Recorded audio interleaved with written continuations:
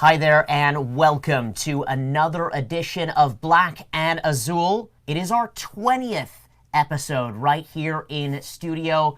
Joel Soria, Jamon Moore, Charles Wollin with you. How you doing?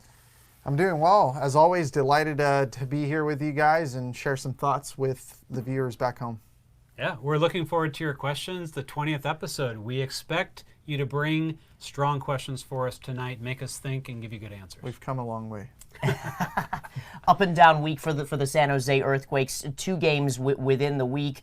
Just lost to Minnesota United, and kind of an interesting mixed bag with this. And Jamon, you were chatting a little bit before the game on Twitter about no squad rotation, and you're pretty passionate about this. And why do you think that Matias Almeyda didn't rotate the squad and they lost 3-1? Yeah, coming into the game, it really felt like this was the game that the Quakes should have done some squad rotation on. 2 games last week, and you ran out the same 11 to start those games. They pushed very hard, both very intense games, emotional games that took a lot out of them. In fact, sometimes you can say it's a trap game, right? The next game that you're going to play in. And instead of rotating some of the squad right now and preparing for a home game against RSL where you definitely want to take the 3 points, you take a gamble tonight and you kind of lose. In fact, you do lose. You lose 3 points. Minnesota moves up in the standings. The Quakes are dropping right now, and depending upon the results of Houston and RSL tonight, the Quakes could find themselves as low as 8th in the playoff race after this evening, meaning now you really have to win against RSL on Saturday, and it's really just kind of set up, for a tough situation because now you have to do squad rotation and in the more meaningful game of the week, I think. Joel, do you think that he shot himself in the foot by not rotating the squad? Absolutely. I can only echo what Jamon said. He said it well. Matias should have really sat down with his coaching staff and should have asked this question. Maybe we shouldn't go with the same 11 for a 4th straight game, in less than 14 days' time.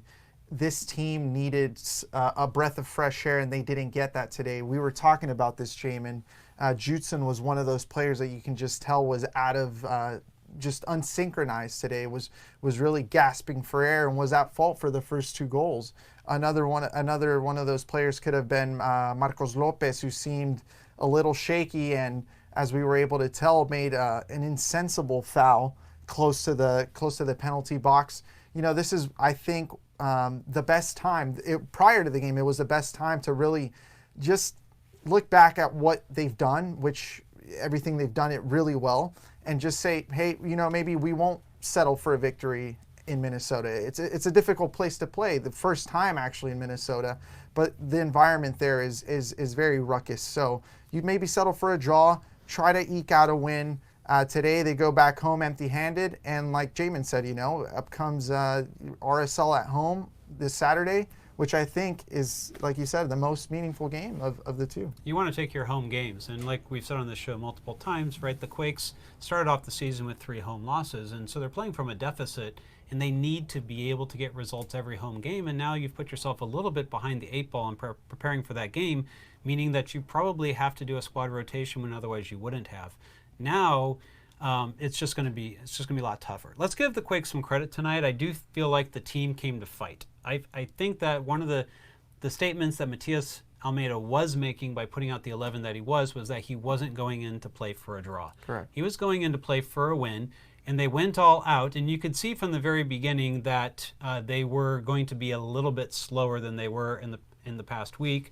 The early goal, that came from Darwin Quintero was definitely quality, but the Quakes got beat on it, right? Right. And they could have reacted a little bit better to the situation, and sometimes Quintero's going to score those goals anyway. In this case, I think it was, something that they could have done better with. Also, what happened tonight we saw is that the Quakes started to run out of ideas. And while they got the goal from Tommy Thompson, that's 2 straight goals from Tommy Thompson that more or less are accidentally going in the net. Right? Now, credit Tommy's in good places at the right time and creating good stuff. I liked his shots from distance, so he did good things tonight.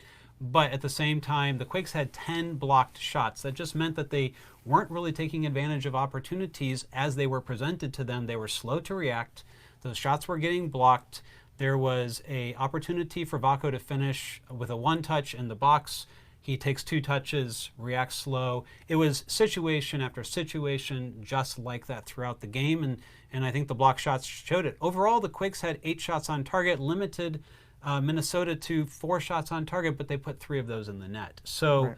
It definitely, was a game where, I think the time that they've spent on the pitch in the last week has now started to take a toll. And we keep putting this positive spin on the defeat, and I think I can add to that. Look, like I was saying, it was really a humbling defeat, because now the Quakes have the luxury to look back at such defeat in the middle of the season and not towards the later stages of the season when points are extremely valuable, right? So the Quakes will be able to dissect this. Almeida will be able to reflect on his decision making, and that can only benefit the Quakes. Also, on another note, they can also look at the deficiencies within the team. What positions are they lacking a bite in?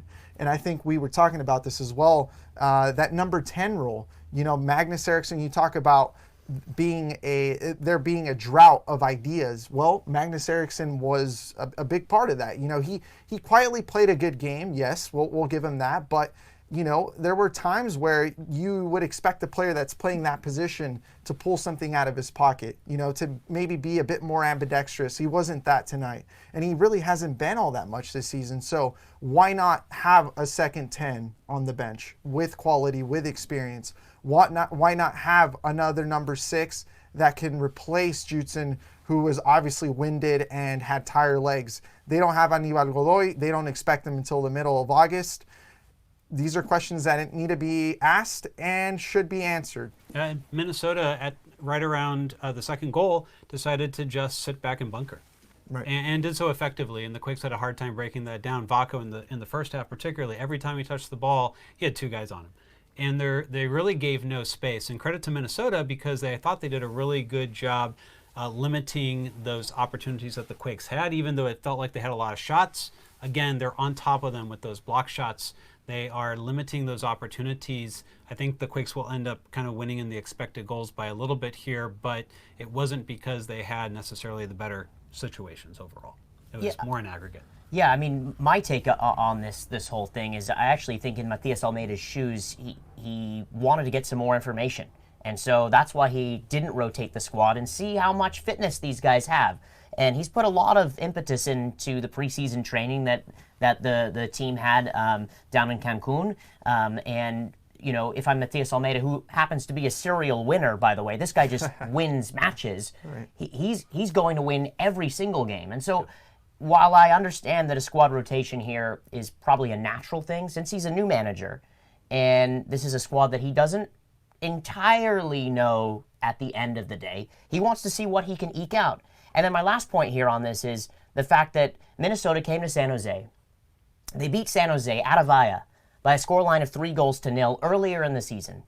He wants to go toe-to-toe with this team because they are going to probably be a playoff team. They're good. They've got a lot of quality. As you said, they're very nice defensively. It's built on their defense. And they have Quintero, who runs around, creates chances left and right for this side. And at the end of the day, he wants to try to get a result. So I kind of understand the fact that he wants to put his best 11 out there and see what it is.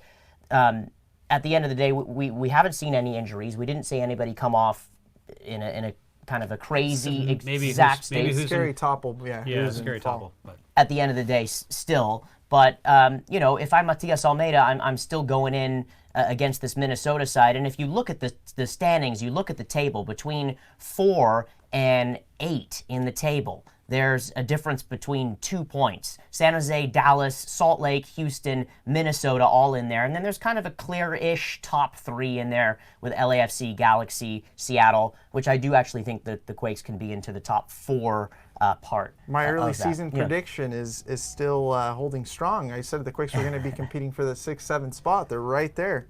They're going to be hovering over those spots all season long, I reckon. Yeah, it feels like Almeida got a little bit greedy tonight and said, look, I'm going to try to get that next echelon below LAFC, and let's do it tonight, and then we'll take care of RSL when RSL comes on the weekend. 6 points would really put the Quakes in that kind of position. Right. They gamble, they lost, and now you're Pay the price. pay the price, and you're fighting for a 6 or 7 spot again. And with that said, they haven't actually lost at home since March. So perhaps maybe banking on the fact that the squad has enough confidence to be able to, continue to beat teams at home. They have been doing that, and they've been comfortably beating teams at home. Let's move on to the California Clásico, 3-0 for the Quakes in that match. Vako opening the scoring within 10 minutes. It's now his 5th goal in the last 3 home matches. If you go back to the Sacramento Republic game, Houston, and then the Clásico, I guess you can count Stanford at home.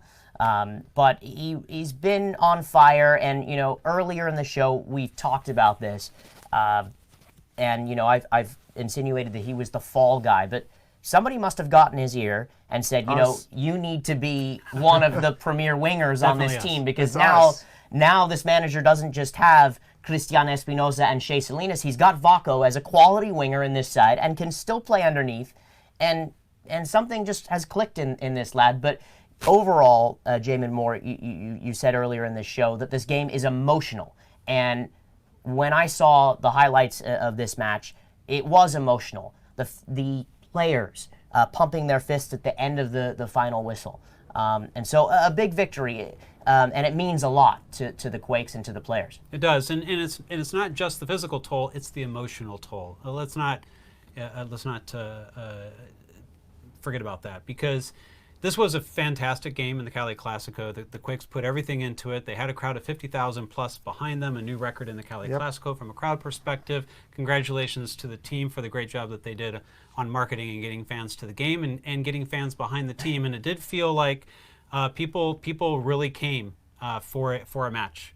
Sometimes it's more of an event, but I do feel like people understood that the Quakes were getting hot. They were playing a lot better, and they came behind. In fact, Zlatan got booed quite a bit. Yeah, last year he was cheered, right? He was cheered, exactly.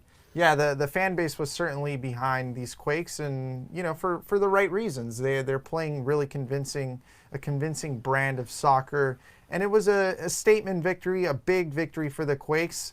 That obviously was, the aftershocks of that was shown tonight in Minnesota. They were still playing with that confidence, with that poise. Vako, especially tonight, I thought he was very daring, a bit selfish at times, and probably, because he's really feeling himself at the moment, and he had to take those shots. He was trying to whip in curlers from 20 yards out, and he was, at times I felt he was a little too slow to pass the ball up when advancing up on the field.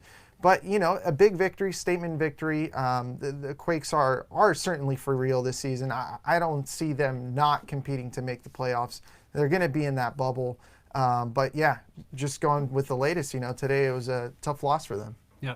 And Shea Salinas, another Cali Clásico goal. It's great to see him back from injury, back on the field. It does give the Quakes a bit of depth. He came on. He was a big spark in the game. Got another Cali Clásico goal. Shirt comes off. Same spot as 2017. Yeah. And so definitely rekindling some of that Clásico magic. And then finally, a home goal for Tommy Thompson. We thought probably could have been an own goal. Last I saw, Stands. he kept it. Yeah, Stands. I actually reviewed that congrats today. to Tommy. I reviewed that today. It's still a Just goal to for make sure. him. So 2 goals in 2 games, not bad for him. Shea Salinas, 5 goals in 14 appearances now this season. That's a career record for him. Yep. He scored 4, I believe, a couple years back. So 5 for him. Talk about the impact that Matias has had on these players. A huge victory, not only for the Quakes, but for Tommy and Shea Salinas, respectively. Let's talk a little bit about confidence and the level of confidence that this team is displaying right now. Obviously, from 1 year ago and under the former manager, Mikel Stare, no confidence. And with this manager, they're searing with confidence. And then against a team like the LA Galaxy, the hated, disliked rival by the fans, the team that everybody likes to just pick on and pour on and just absolutely want to beat. LA Galaxy sits second in the West right now. 10 wins, 1 draw, 7 losses. They have the least amount of draws in the conference. But this is a good team, and they're projected to do fairly well. Obviously, they have Zlatan Ibrahimovic, and they have the label of being one of the top teams in the league. What does this say about confidence, though, at the end of the day with this team, Joel Soria? Yeah, like I was saying, they showed that confidence tonight in Minnesota. I think the aura within the locker room is that, this team can actually get things done this season. I feel like they've always had that notion, right, that they have the quality to compete against other teams, against most teams in the league.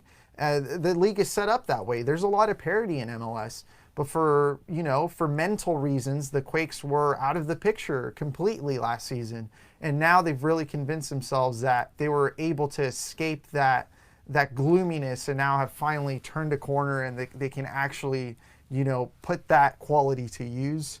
I think that they've just had a revelation this season under El Pelado. Yeah, absolutely. I mean, there's very few teams in this league who go on the road and go for the jugular in the way that the Quakes tried to do tonight. Very few teams. And the fact that they have enough confidence and their coaching staff has enough confidence in them, that exudes through the players. And especially mid-season. Summertime is usually when the league is the quietest, right? There's a lot of teams really just focusing on the transfer market. There are teams that are depleted because X amount of players are out either injured and on international duty. And the Quakes have been able to retain most of their useful pieces. And, Matias wanted that all along. Remember, if we go back to March, he was complaining about how his players were being called up to their national teams. Right. Now he has all his players. And, whether it's June, July, August, March, April, he wants to go out and win every single game and take every point. Today it backfired on them, but, this team isn't going to stop. There's a reason pressing actually goes down in the league in the summertime. There's statistics that actually show that. And the reason is, because of the heat, the humidity, and because of people being out and the injuries starting to pile up on teams.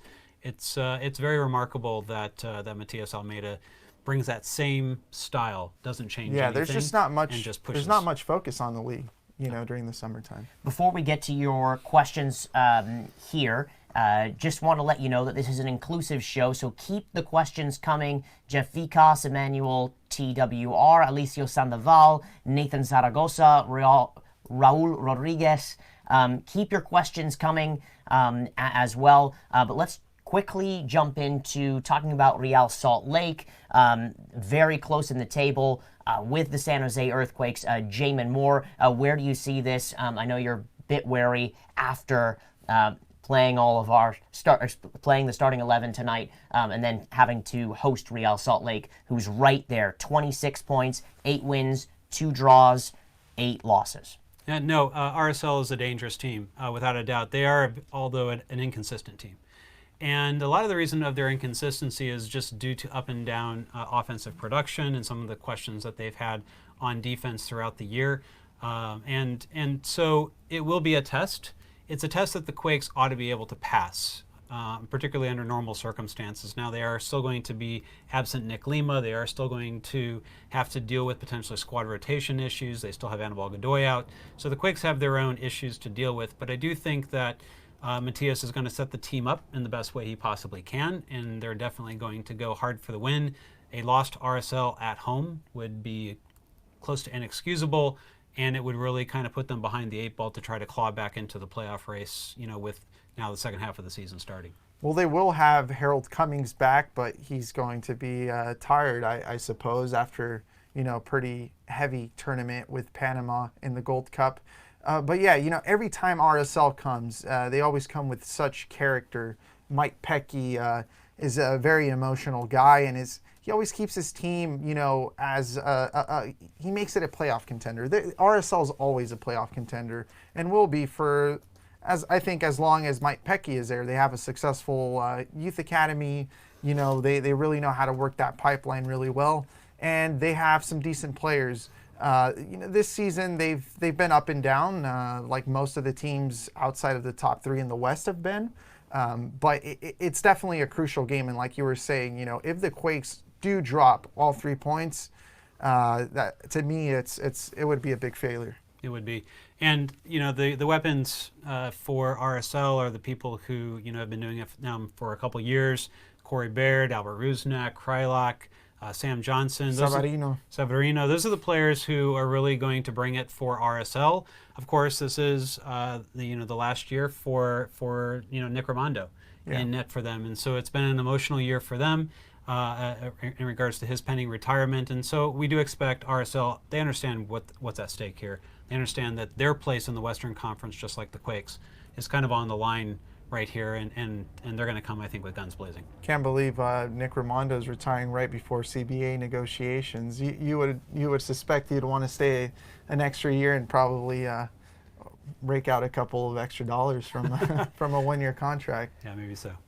Before we get to the Gold Cup, Copa America, Women's World Cup, that kind of thing, let's jump into your questions. Nathan Zaragoza with the $10 million question. I love this question. That's why it's first. What should the fans expect from Fierro once he joins the squad in terms of output? Will he be an immediate starter and an impact player? Should we expect a scorer or a playmaker? Based on the words from Matias Almeida, I don't think he's going to be an immediate starter.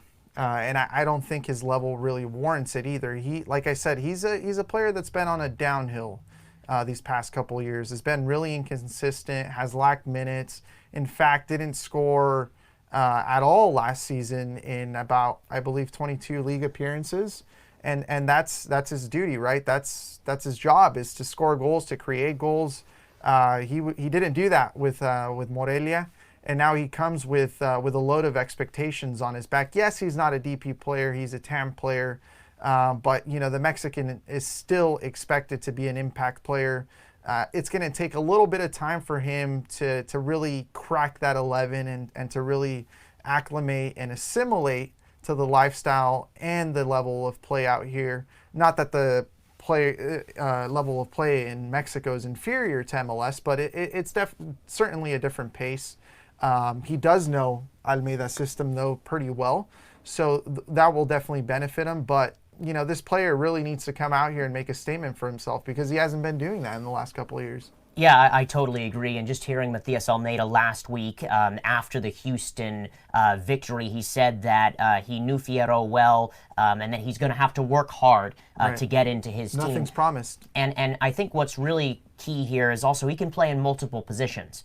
And I think those positions would be on the left, on the right, and as attacking mid at that number 10 spot, potentially. And maybe there's some rotation with the current wingers playing in that number 10 spot, because ultimately in this system, you want any of those three to be able to rotate at any given time in the match. And we've talked about Magnus Eriksson. He's doing a nice job, and it's good. But again, it would be nice to have maybe some cover and maybe someone that does score 1 or 2, 3 more goals than Magnus does, and potentially have a few more assists in that wizard number 10 spot. I know we talked about that many episodes ago, but this could be a player that has a restart and a reset button that does that for him. Or maybe Cristian Espinosa slides underneath, or maybe Shea Salinas slides underneath, or maybe Vaco finally slides underneath. Who knows? Yeah. But I think he likes that, and I think he likes the adaptability of Carlos Fierro. Just want to add a little bit to your versatility comment. Almeida did tell me after the game against LAFC in Los Angeles that he wants to utilize Fierro as a right back. So just keep that in mind moving forward. Something similar to Tommy Thompson, I guess, right? Yeah, I think the multifunctional part is extremely important for Almeida's system. One is he gives him more options on areas like squad rotation. He likes to play the hot hand. And what was really interesting, we saw it tonight, by the way, in the game. We didn't talk about it. But one of the things that we saw is when things weren't going so well for Espinosa on one side, he switched him over to the other side, right. Switched Vaco. Sometimes Magnus went outside. He likes that ability for those players to interchange and force the defense to have different looks. And I think that Fierro is one of those types of players. In addition, outside back, I think is also something he's going to look at. That's the word that Matias always says, reversible. He wants his players to be reversible. And that's what he has in Carlos Fierro. I'm sure he's gonna milk it as much as possible. And he's been doing that with every player that he has currently.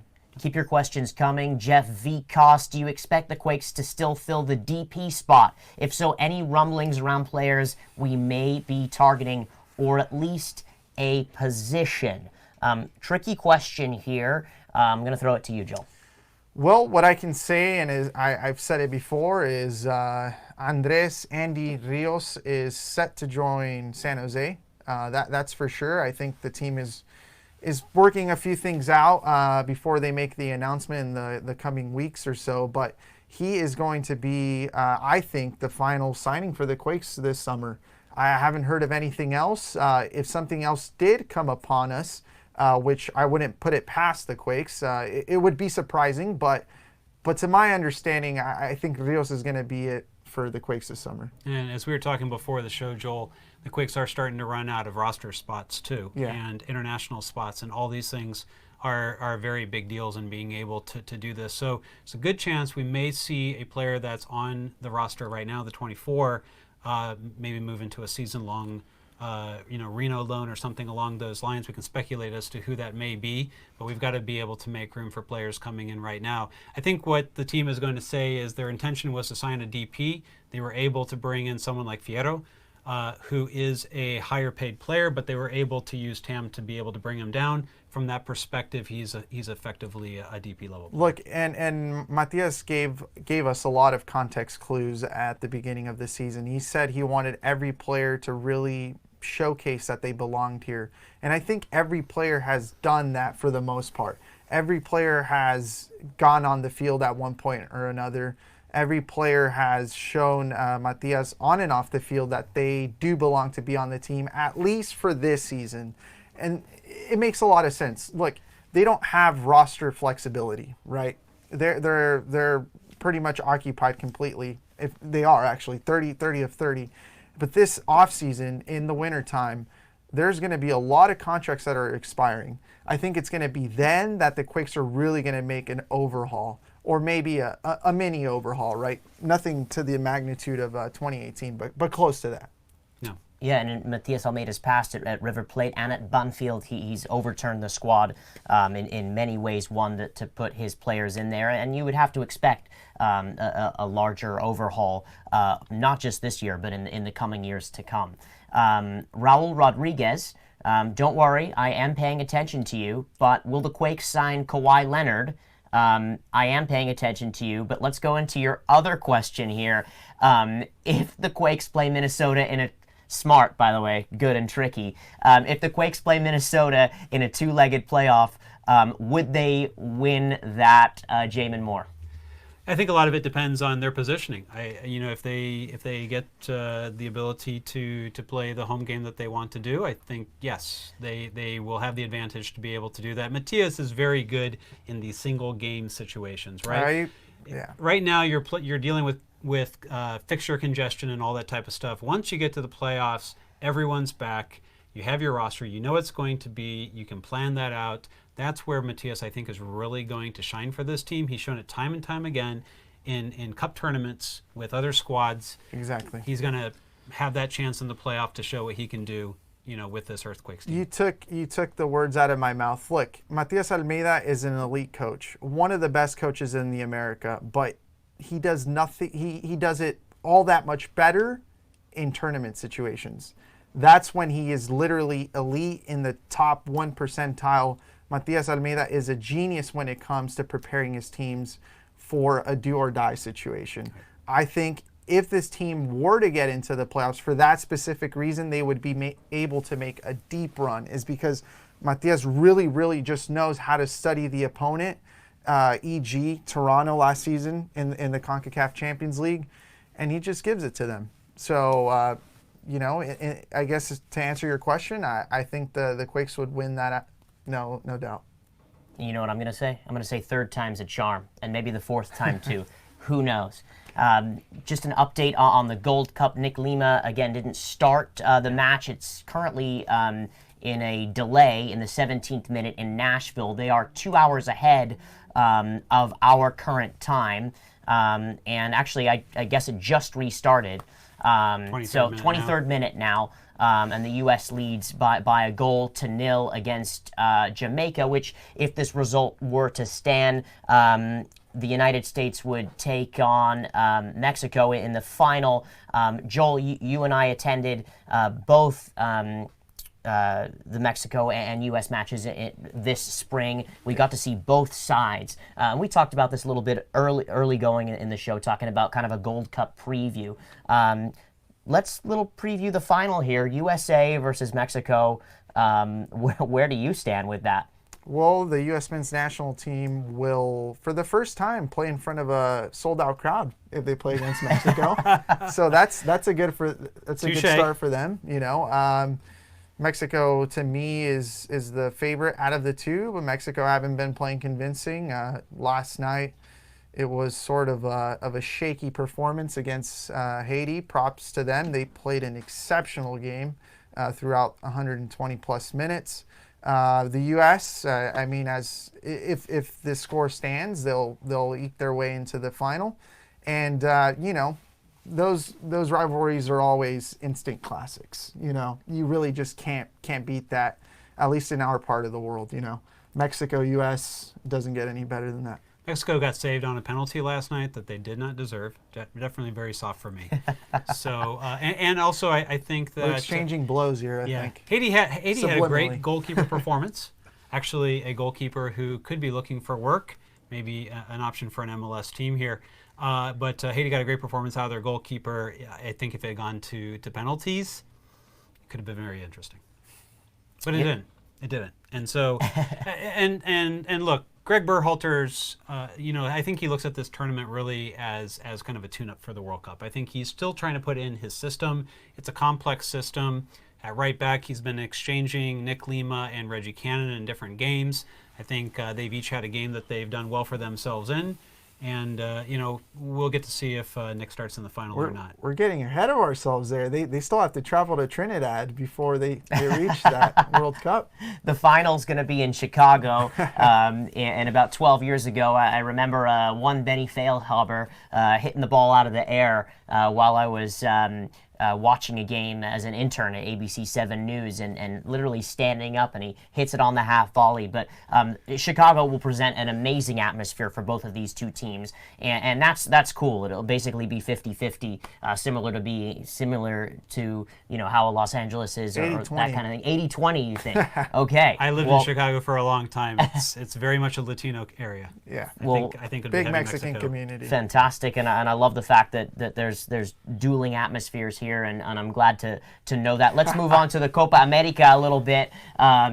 Let's talk about Peru, who won 3-0 against Chile. They'll take on Brazil in the final in Brazil. Now, if you guys don't remember Brazil, they're still kind of feeling this very strange 7-1 drubbing at home in the World Cup semifinal in 2014. They're still trying to get over this hump, and commentators and analysts are still talking about this. And you know, I think it's really important to think about that for a second. Imagine being a national team and not getting over a 7-1 loss. It's very emotional. It's very deep. The wound is deep. But Peru, who made the World Cup for the first time since, I believe, 1982 last year, and they barely were kind of shunned from getting out of group play. They're in the final.